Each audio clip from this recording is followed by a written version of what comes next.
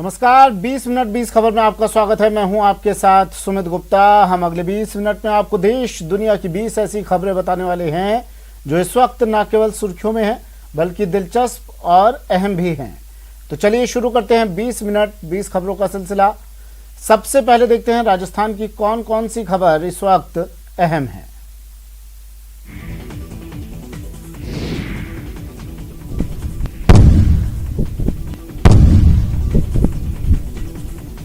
ऐसा धमाका हुआ कि धरती कांप गई, आसमान हिलने लगा।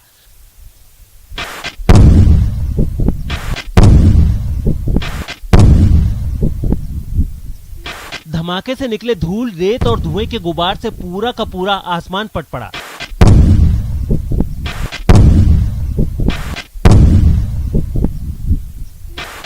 बताया जा रहा है कि इस धमाके की आवाज कई किलोमीटर दूर तक सुनाई पड़ी। बम धमाके की ये तस्वीरें बीकानेर से आई हैं।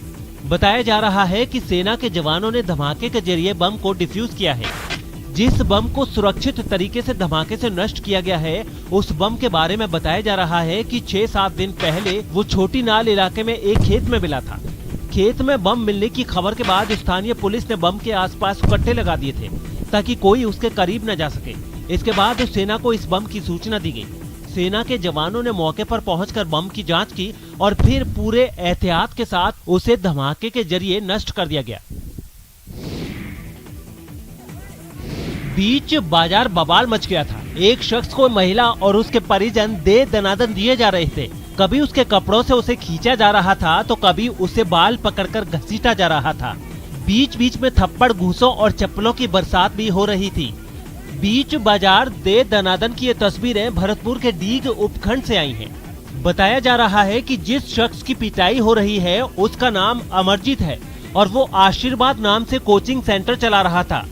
पीटने वाली महिला इसी कोचिंग सेंटर में पढ़ने आया करती थी। इसी दौरान अमरजीत उसका फोन नंबर लेकर उसे अश्लील मैसेज भेजने लगा। साथ ही कोचिंग सेंटर आने पर उसके साथ छेड़खानी की तो महिला ने अपने परिजनों को बुला लिया और फिर सबने मिलकर आरोपी की धुनाई शुरू कर दी। बाद में पुलिस को भी अमरजीत के खिलाफ शिकायत दी गई, जिसके बाद पुलिस ने आरोपी को गिरफ्तार कर लिया। आज भी सूचना मिली थी कि बस स्टैंड पर काफी लोग इकट्ठे हो रहे हैं और झगड़ा फसाद कर रहे हैं। उस सूचना पर मैं जाब्ते के साथ मौके पहुंचा।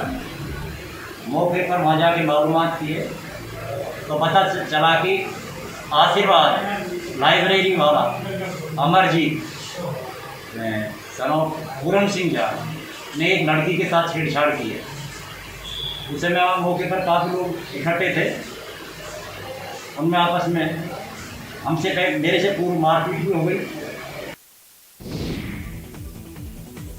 कपड़ों पर खून के धब्बे सूख कर सुर्ख लाल हो चुके हैं और उसकी तस्वीरें इतनी भयावह हैं कि अगर आप टीवी स्क्रीन पर भी इसे साफ साफ देख लें तो आपकी रूह कांप जाएगी। रूह कपा देने वाली ये तस्वीरें भरतपुर से आई हैं, जहां इस शख्स को शराब दुकान पर शराब बेच रहे सेल्समैन ने बुरी तरह से पीटा है।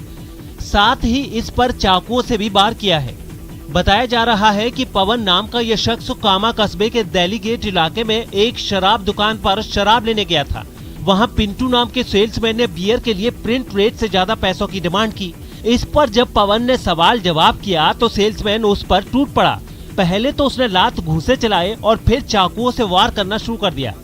बीच बचाव करने के बाद सेल्समैन के चंगुल से किसी तरह पवन बाहर निकला और पुलिस वालों को इसकी खबर दी। चाकू लगने की वजह से पवन का बहुत खून निकल गया था, जिसे पहले पास के अस्पताल में प्राथमिक उपचार दिया गया और फिर इसे जिला अस्पताल रेफर कर दिया गया। बियर लेने गए थे, कल 90 रुपए की बियर थी, आज वो 180 मांग रहे थे। तो उसने 180 रुपए की बियर दी थी, फिर तुरंत 180 की दे के तुरंत झगड़ा किया था। हम मतलब कम पैसे दे रहे थे उसके लिए, तो वो बोल रहा था 180 दे। तुरंत उसने मैंने भाई नहीं, जो रेट है बियर की वो रेट है, तो नहीं ये नहीं मिलेगी। तुरंत उसने झगड़ा किया था सेल्समैन ने, पिंटू ने। अब हाथ जोड़े अपने गुनाहों की माफी मांग रहा है। कुछ देर पहले तक यही शख्स खून का सौदा कर रहा था। 2 यूनिट खून के लिए 5000 मांग रहा था, लेकिन पोल खुलने और जबरदस्त पिटाई के बाद अपने गुनाहों की माफी मांग रहा है। खून के सौदागर की ये वायरल तस्वीरें दौसा की हैं। बताया जा रहा है कि हाथ जोड़ने वाला ये शख्स जिला अस्पताल में जरूरतमंद मरीजों और उनके परिजनों को ब्लड देने के लिए पैसों की डिमांड करता था। ऐसे ही एक सौदे की बात पर एक समाज सेवी ने इसकी पोल खोल दी और फिर कुछ लोगों ने इसकी पिटाई करने के बाद इसे पुलिस के हवाले कर दिया। आरोप है कि ये शख्स बेधड़क जिला अस्पताल परिसर में घूमता रहता था और लोगों को अपना शिकार बनाता था। 2 यूनिट के हमसे 5,000 रुपये मांगे, तो ये बात मैंने जाके पीएमओ साहब को बताई, तो उन्होंने कहा कि भाई इस चीज़ के लिए प्रूफ के लिए वीडियो बनाओ। तो हमने सर उसकी वीडियो भी बनाई और फिर बाद में जाकर के हमने जो चौकी प्रभारी हैं बाबूलाल जी उनको सौंप दिया उसको। और हम ये चाहते हैं कि मतलब इसमें सख्त से सख्त कार्रवाई हो। और ये क्या ब्लड का नाम पे हमारे ग्रुप को भी बदनाम किया जा रहा है इसके अंदर। 1000 मांग रहा था वो 2 यूनिट ब्लड की। फिर इसमें हमने उसको पकड़ा तो उसने बताया मैं तो सेल्फ डोनेशन देने के लिए आया हूँ। फिर हमने उसका पासपोर्ट भी था, वो पता देखा कि ये तो वहीं का रहने वाला है। फिर उस बाबूलाल चौकी को इंचार्ज को बुला के हमने उनके हैंडओवर कर दिया। कल तक जिन मंदिरों में बाबा भोले पूरे परिवार के साथ विराजमान थे, आज उस मंदिर से वो परिवार समेत गायब हैं। दरअसल यहाँ आए चोर शिवलिंग और बाबा भोले के परिवार की मूर्तियां उड़ा ले गए हैं। बाबा भोले और उनके परिवार की मूर्तियों की चोरी की ये तस्वीरें राजसमंद के खामनेर थाना इलाके की हैं। बताया जा रहा है कि हल्दी घाटी नर्सरी में स्थित शिव मंदिर से चोर शिवलिंग और बाबा भोले के पूरे परिवार की मूर्तियां उखाड़ ले गए हैं। मंदिर से मूर्ति चोरी की खबर मिलते ही पुलिस की टीम मौके पर पहुंच गई और रिपोर्ट दर्ज करने के बाद मामले की जांच शुरू कर दी गई। ये खमनूर में कुछ लोग थाने पे आए और उन्होंने कहा कि हमारी हल्दी घाटी रोड में आगे वन विभाग की नर्सरी है, उस नर्सरी में एक छोटा सा मंदिर है। उस मंदिर में कुछ मूर्तियाँ थी जो अज्ञात लोग चोरी करके ले गए। उनके खिलाफ कार्रवाई की, बिल्कुल उनके मुकदमा दर्ज कर लिए इस बात पे और सभी पहलुओं की उसमें जांच की जा रही है। कंटेनर का हाल बिगड़ गया है, उसके पहिए टूट चुके हैं और तस्वीरों से साफ जाहिर है कि अगर ये पेड़ न होता तो कंटेनर का हाल इससे भी ज्यादा बुरा होता। लेकिन इस कंटेनर से भी ज्यादा हाल बेहाल उस स्कूटी का है जिसे इसने टक्कर मारी है और जो पुर्जा होकर कंटेनर के नीचे पड़ी है। बताया जा रहा है कि इस कंटेनर ने स्कूटी को इतनी जोर की टक्कर मारी कि उस पर बैठी महिला दूर जा गिरी और उसे गंभीर हालत में अस्पताल में भर्ती कराना पड़ा है। सड़क हादसे की ये दिल दहला देने वाली तस्वीरें भरतपुर की हैं, जहां कामाडीग रोड पर डाक बंगला के पास इस कंटेनर ने बेकाबू होने के बाद स्कूटी को टक्कर मार दी। इस टक्कर में स्कूटी चला रही महिला लेक्चरर ज्ञानेश यादव गंभीर रूप से जख्मी हुई हैं और उन्हें जिला अस्पताल रेफर किया गया है। खास बात यह है कि स्कूटी को टक्कर मारने के बाद भी ये कंटेनर रुका नहीं और उसे घसीटते हुए रोड की दूसरी तरफ ले गया और फिर एक पेड़ से टकराने के बाद ही उसकी रफ्तार पर ब्रेक लगा था। बीच सड़क पर कार आग की लपटों में घिरी थी और आसपास के खड़े लोग दहशत से जलती हुई कार को देख रहे थे। इन लोगों में वो लोग भी शामिल थे जो चंद मिनट पहले तक इस कार में सफर कर रहे थे। जलती हुई कार की ये तस्वीर दौसा से आई है। बताया जा रहा है कि दौसा के भांकरी रोड पर बुधवार की रात चलती कार में आग लग गई। ये कार दौसा कलेक्ट्रेट से भांकरी की तरफ आ रही थी। कार में धुआं और चिंगारी उठते देख इसे चला रहे ड्राइवर ने तुरंत कार रोक दी और उसमें बैठे सभी लोग पलक झपकते ही कार से बाहर निकल आए। जैसे ही कार में बैठे लोग बाहर निकले, उसके चंद पलों बाद ही कार आग के शोलों में बदल गई। फायर ब्रिगेड को आग लगने की खबर तो तुरंत भेज दी गई थी, लेकिन उनके आने से पहले ही कार से आग की लपटें ऐसे उठने लगी मानो कार तो कार आसपास मौजूद सभी चीजों को जलाकर खाक कर देगी। फायर ब्रिगेड की गाड़ी कुछ देर बाद मौके पर पहुंची और आग पर काबू पा लिया, लेकिन आग बुझने के बाद कार की जो तस्वीर सामने आई उससे ये साफ हो गया कि अब इस कार को वापस कार बना पाना नामुमकिन सा है। हाँ, गनीमत इतनी जरूर रही कि इसमें बैठे लोग सुरक्षित बाहर निकल गए थे। जयपुर समेत आसपास के कई जिलों के लिए पानी की लाइफलाइन माने जाने वाले बीसलपुर बांध के हालात चिंताजनक नजर आ रहे हैं। जल संसाधन विभाग के अधिकारियों के मुताबिक बांध में अब तक पानी की आवक नहीं के बराबर हुई है और इस वक्त यहाँ महज 23% पानी ही रह गया है। उसमें से भी महज 10% पानी ही पीने लायक है। जल संसाधन विभाग के मुताबिक पिछले कुछ दिनों में आसपास के जिलों में बारिश तो हुई है, लेकिन महज 47 क्यूबिक मीटर पानी ही आया है। ऐसे में अगर सावन में बारिश जोरदार नहीं हुई और बांध में पानी नहीं भरा तो फिर जयपुर और आसपास के जिलों के 1 करोड़ से ज्यादा लोगों को पानी के लाले पड़ जाएंगे। बीसलपुर बाग में अभी पानी की आवक नहीं हुई है, चूँकि भीलवाड़ा, राजसमंद, अजमेर इस जगहों पर बारिश अभी नहीं हुई है। बारिश की न होने के कारण अभी हमने एक आंशिक कटौती चालू करी है, तकरीबन 10 MLD नॉर्थ में और 13 MLD साउथ में। साउथ के ग्रामीण विकास एवं पंचायती राज विभाग की माड़ा योजना के तहत झुंझुनू की 9 छात्राओं को स्कूटी प्रदान की गई है। ये स्कूटी ऐसी छात्राओं को मिली है जिन्होंने 10वीं और 12वीं में 65% से ज्यादा अंक हासिल किए हैं और आर्थिक रूप से कमजोर हैं। इस मौके पर जिला प्रमुख हर्षिनी कुलहरी और जिला परिषद के CEO जयप्रकाश नारायण भी मौजूद रहे। अनुसूचित जनजाति योजना के तहत झुंझुनू के सरकारी स्कूलों में साल 2019-20 में अध्ययनरत छात्राएं जिन्होंने 10वीं और 12वीं में 65 या उससे अधिक अंक प्राप्त किए हैं, उन्हें स्कूटी का वितरण किया गया है। मांडा योजना के तहत इस तरह लड़कियों को स्कूटी देने का मकसद उन्हें प्रोत्साहित करना है ताकि वो आगे की पढ़ाई जारी रखें। खास बात यह है कि इन लड़कियों को स्पेशल स्कॉलरशिप भी दी जाएगी। जिन लड़कियों को स्कूटी दी गई है उनमें साक्षी, रजनी, प्रियंका, अंकिता, रोशनी, नेहा, अंकिता, पिंकी और ललिता शामिल हैं। इसकी बच्चियों को जो 65% प्लस आए हैं उनको स्कूटी वितरण की है। बच्चों ने काफ़ी अच्छा परफॉर्मेंस दिया है और हम उनको बढ़ा रहे हैं, प्रोत्साहित भी कर रहे हैं इसी तरीके से कि उनको स्कूटी वितरण कर रहे हैं। हमारे पिछले साल के जो ड्यूज थी 9 स्कूटी का वितरण, वो स्कूटी का वितरण आज हमने किया है जिला परिषद से। कोरोना को लेकर राजस्थान के लिए एक गुड न्यूज आई है। ये गुड न्यूज भारतीय आयुर्विज्ञान अनुसंधान परिषद यानी ICMR ने दी है। ICMR के मुताबिक उसने जो सीरो सर्वे कराया था उसकी रिपोर्ट में ये बात सामने आई है कि प्रदेश के 76% लोगों में कोरोना वायरस के एंटीबॉडी बन चुके हैं। राजस्थान में कोरोना की दूसरी लहर ने जबरदस्त कोहराम मचाया था और अब सितंबर-अक्टूबर तक तीसरी लहर आने की आशंका भी जताई जा रही है। ऐसे में ICMR की ये रिपोर्ट थोड़ी सी राहत भरी खबर की तरह है। ICMR की रिपोर्ट के मुताबिक राजस्थान में जून-जुलाई में अलग अलग शहरों से कुल 1226 लोगों के रैंडम सैंपल लिए गए। इन सैंपल की जब जांच करवाई गई तो उसमें 934 की रिपोर्ट में एंटीबॉडी मिले हैं। सीरो सर्वे की रिपोर्ट के अनुसार देश भर में सबसे ज्यादा एंटीबॉडी मध्य प्रदेश के लोगों में मिले हैं, जहां 89% लोगों में एंटीबॉडी पाए गए हैं। मध्य प्रदेश के बाद राजस्थान का दूसरा नंबर आता है। इस तरह सबसे कम एंटीबॉडी केरल में 44% लोगों में मिले हैं। बता दें कि सीरो सर्वे में ब्लड टेस्ट के जरिए देखा जाता है कि कितने लोगों में कोरोना के खिलाफ एंटीबॉडी बने हैं। इससे ये पता चलता है कि कितनी आबादी को कोरोना का इन्फेक्शन हो गया है, यानी सीरो प्रिवलेंस है। और चलिए अब देख लेते हैं कुछ अन्य राज्यों की खबरें। देश के विजयवाड़ा में YSR कांग्रेस के विधायक के बयान के विरोध में बीजेपी ने जोरदार प्रदर्शन किया। वहां सत्ताधारी पार्टी के विधायक ने गाय से जुड़ा एक विवादास्पद बयान दिया था, जिसके बाद बीजेपी ने जगन मोहन रेड्डी की सरकार के खिलाफ मोर्चा खोल दिया। आंध्र प्रदेश बीजेपी अध्यक्ष सोमू वीर्राजू खुद मैदान में उतरे और कार्यकर्ताओं के साथ मार्च निकाला। मार्च निकालने से पहले बीजेपी की महिला मोर्चा की कार्यकर्ताओं ने नेताओं के माथे पर टीका लगाया और फूलों की बारिश की।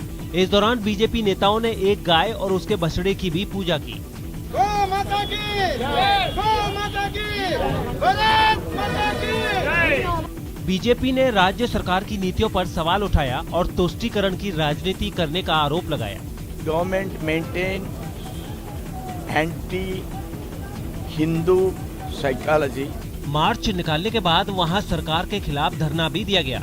खास बात यह है कि आंध्र प्रदेश में YSR कांग्रेस की सरकार है, जिसके एक विधायक पर आरोप है कि उन्होंने गोमांस खाने की वकालत करते हुए गो हत्या पर पाबंदी वाले कानून को रद्द करने की मांग की थी, जिसके खिलाफ बीजेपी ने पूरे आंध्र प्रदेश में धरना दिया। हैदराबाद के मुर्शिदाबाद इलाके के एक मंदिर में उस वक्त हंगामा होने लगा जब बीजेपी और TRS के समर्थकों में इस बात की होड़ मच गई कि उस इलाके के मंदिर के रख रखाव के लिए रकम उनकी तरफ से दी जा रही है। वो लोग चेक बांटने का श्रेय लेने के लिए मारपीट पर उतारू हो गए, जिसके बाद पुलिस ने इस मामले में केस दर्ज कर लिया, क्योंकि मंदिर समिति की बैठक में बीजेपी और TRS के समर्थकों के बीच देखते ही देखते धक्का मुक्की शुरू हो गई और बात इतनी बिगड़ गई कि उनके बीच मारपीट तक होने लगी। हंगामा कर रहे लोगों ने वहां तोड़फोड़ भी की, मंदिर की प्रॉपर्टी को नुकसान भी पहुंचाया।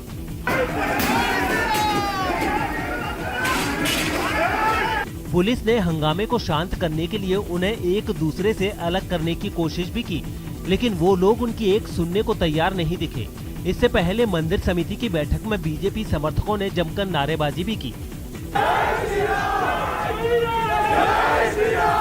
बाद में पुलिस ने कुछ अज्ञात लोगों के खिलाफ एफआईआर दर्ज कर ली, क्योंकि उन लोगों में श्रेय लेने की होड़ ऐसी मची कि उन्होंने वहां की शांति भंग करके रख दी। जबकि तेलंगाना में मंदिरों के रखरखाव का खर्च सरकार की तरफ से दिया जाता है और मुशीराबाद विधानसभा में कुल 175 मंदिर हैं। पंजाब के लुधियाना से एक चौंकाने वाला वीडियो सामने आया है, जिसमें एक गुरुद्वारे से दूल्हा दुल्हन को फिल्मी अंदाज में अगवा कर लिया गया, क्योंकि दूल्हा दलित परिवार से है। आरोप है कि लड़की के घर वालों ने इस वारदात को अंजाम दिया, जिसका एक वीडियो भी सामने आया, जिसमें कुछ नकाबपोश दोनों को उठाकर अपने साथ ले जाते नजर आए। गुरुद्वारे के सीसीटीवी में आरोपी शादी के बीच में ही डंडे दिखाकर दूल्हा दुल्हन को धमकाते दिखे। 10 से ज्यादा लोगों ने एक साथ हमला बोला, जिनमें 2 के चेहरे पर नकाब नहीं थे। पुलिस का दावा है कि ये लड़की पक्ष के थे, जिन्होंने दोनों के साथ मारपीट की और फिर उन्हें अगवा कर लिया। और हाजर ਸੀਗਾ जी, तो पता लग गया जी ਜਿਹੜੀ ਕੁੜੀ ਦੀ फैमिली हैगी है जी, ਉਹਨਾਂ ਵੱਲੋਂ ਇਹ ਕੀਤਾ ਗਿਆ जी। बताया जा रहा है कि दूल्हे के दलित होने की वजह से लड़की के परिवार वाले शादी के लिए तैयार नहीं थे, लेकिन जब उनकी नहीं चली तो उन्होंने ये साजिश रची। मुंडे ने लेकर चलने आ, कुड़ी ने भी जो कर रहा तुसी कर लो। इस मामले में पुलिस ने मुकदमा दर्ज कर आरोपियों की तलाश शुरू कर दी है। खास बात यह है कि लड़का लड़की बालिग हो तो शादी के लिए घर वालों का राजी होना कानून की नजर में जरूरी नहीं है, लेकिन लड़की अपनी मर्जी से शादी करे और वो भी दूसरी जाति के लड़के से, तो हम में बहुत से लोगों की झूठी शान को ठेस लगती है, जिसके लिए बड़े से बड़ा गुनाह करने से भी नहीं हिचकते, जो आला दर्जे की बेवकूफी है, क्योंकि तब 2 लोगों या परिवारों को लुधियाना जैसा मामला कानून की नजर में गंभीर अपराध और पूरी दुनिया के सामने तमाशे में बदल जाता है। बिहार के पूर्णिया से एक रोंगटे खड़े करने वाला वीडियो सामने आया, जहां दुकानों में अचानक भीषण आग लग गई। शॉर्ट सर्किट की वजह से लगी आग कुछ ही मिनटों में फैल गई, जिसके बाद दुकानों से लपटें उठने लगी और अंदर रखा सामान जलकर राख हो गया। आग की लपटें यहीं नहीं रुकी और उसने अगल बगल की दवा दुकानों को भी अपनी चपेट में ले लिया। जब तक दमकल विभाग के कर्मचारी पहुंचते तब तक 3 दुकानें तो पूरी तरह से जल गईं। आग इतनी भीषण थी कि इसको बुझाने के लिए काफी मशक्कत करनी पड़ी। शॉर्ट सर्किट होने से जो आग लगा है और लगभग बेचारे का 50 लाख रुपया का नुकसान हुआ है। रात 1 बजे से लेकर सुबह 10 बजे तक दमकल की 3 गाड़ियां आग बुझाने में लगी रहीं, लेकिन जब पानी की बौछारों से भी काम नहीं चला तो खुदाई करने वाली मशीन लगाकर पहले दुकानों से सारा सामान बाहर निकाला गया, तब जाकर कहीं आग पर काबू पाया जा सका। बताया गया है कि इस घटना में करीब 50 लाख का नुकसान हुआ है। झारखंड के धनबाद में रेलवे ने अपनी जमीन से अतिक्रमण हटाना शुरू कर दिया है। इस दौरान हंगामा न हो इसलिए भारी तादाद में पुलिस बल भी मौजूद रहा। पुलिस की सुरक्षा में रेलवे की टीम ने गैर कानूनी तरीके से बनाए गए मकानों को तोड़ना शुरू किया। तकरीबन 100 घरों को खुदाई करने वाली मशीन के जरिए तोड़ा गया। साथ ही सरकारी क्वार्टर में कब्जा जमाए लोगों को भी बाहर किया गया। रेलवे का मकान है, इसमें अवैध रूप से लोग कब्जे करके रह रहे थे। इस पूरी कार्रवाई के दौरान कई लोग अपने मकानों से सामान बाहर निकालते दिखे और कई लोगों का सामान पहले से ही बाहर बिखरा नजर आया। हालांकि इन्हें मकान खाली करने की चेतावनी 1 साल पहले से ही दी जा रही थी, लेकिन किसी ने इस पर ध्यान नहीं दिया। जब तक 450 क्वार्टर नहीं खाली हो जाएगा तब तक ये चलता रहेगा। मकान तोड़ने के खिलाफ कोई विरोध प्रदर्शन या बवाल ना हो, इसलिए आरपीएफ के साथ पुलिस भी तैनात रही। मौसम की मार से हिमाचल प्रदेश भी नहीं बच सका है। वहां भी पहाड़ खिसकने और बादल फटने से भारी तबाही मची है। अलग अलग जगहों पर मौसम के कहर से 14 लोगों की मौत हो गई है, जबकि कई लापता बताए गए हैं। मौसम विभाग ने पहले ही राज्य के लिए रेड अलर्ट यानी बेहद भारी बारिश होने का अनुमान जताया था, जो पूरी तरह सही साबित होता दिखा। मौसम का रौद्र रूप सबसे ज्यादा लाहौल स्पीति में देखने को मिला, जहां बादल फटने के बाद अचानक आई बाढ़ ने लोगों के रोंगटे खड़े कर दिए। पहाड़ों से मलबे का सैलाब बहने लगा। उसकी आवाज ऐसी थी कि जिसे सुनकर कोई भी डर जाए।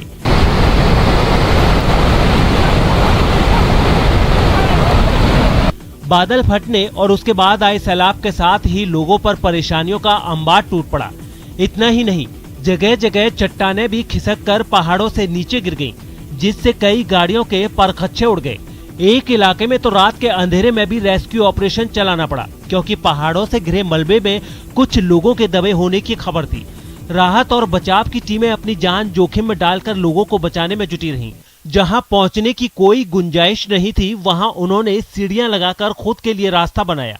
बाद में रस्सी के सहारे उन लोगों की जान बचाई गई, जिनकी सांसें कुदरत की मार झेलने के बाद भी बची हुई थीं। और कई इलाके तो ऐसे भी थे जहां राहत और बचाव दल भी नहीं पहुंच सका, क्योंकि चट्टाने गिरने से रास्ते बंद हो चुके थे। कुछ यही हाल कुल्लू का भी रहा, जहां की एक सड़क पर इतना मलबा गिर गया कि कुछ गाड़ियां उसमें बुरी तरह से फंस गईं। उनमें सवार लोगों ने बाहर निकलकर किसी तरह जुगाड़ लगाने की भी कोशिश की, लेकिन उनकी गाड़ियां टस से मच नहीं हुई। लगातार बारिश होने की वजह से वो इलाका इतना फिसलन भरा हो गया कि पैदल चलने वालों की भी सांसें अटक गईं। एक कार पर तो इतनी बड़ी बड़ी चट्टानें गिर गईं कि उसका नामो निशान तक मिट गया। लाहौल स्पीति की तरह ही कुल्लू में भी पहाड़ों से पानी सैलाब की तरह बहता दिखा। बाढ़ के रास्ते में आने वाली हर चीज बहती चली गई। कई मकानों को भी बाढ़ अपने साथ बहा ले गई। इस आफत को देखते ही मुख्यमंत्री जयराम ठाकुर ने प्रदेश के लोगों और पर्यटकों से अगले कुछ दिनों तक सावधानी बरतने की अपील की है। खासतौर से मैं टूरिस्ट जितने भी हैं, मेरा उनसे आग्रह है, जब तक ये बारिश की जो चेतावनी दी गई है मौसम विभाग के द्वारा, तब तक के लिए वो अपनी मूवमेंट को जो है थोड़ा रिस्ट्रिक्ट करें। राजधानी शिमला भी मौसम की मार से नहीं बच सकी। वहां भी भारी बारिश की वजह से जगह जगह पेड़ उखड़कर सड़कों पर गिर गए, जिसके बाद उन्हें हटाने का काम शुरू किया गया। लेकिन भारी भरकम पेड़ों को हटाना आसान भी नहीं था। पहले उन्हें मशीन की मदद से टुकड़ों में काटा गया और फिर धीरे धीरे हटाया गया। कुछ पेड़ तो बिजली के तारों पर गिर गए, जिससे पूरे इलाके की बिजली गुल हो गई। इससे भी लोगों की मुसीबत बढ़ गई। 5 लाख की गाड़ी का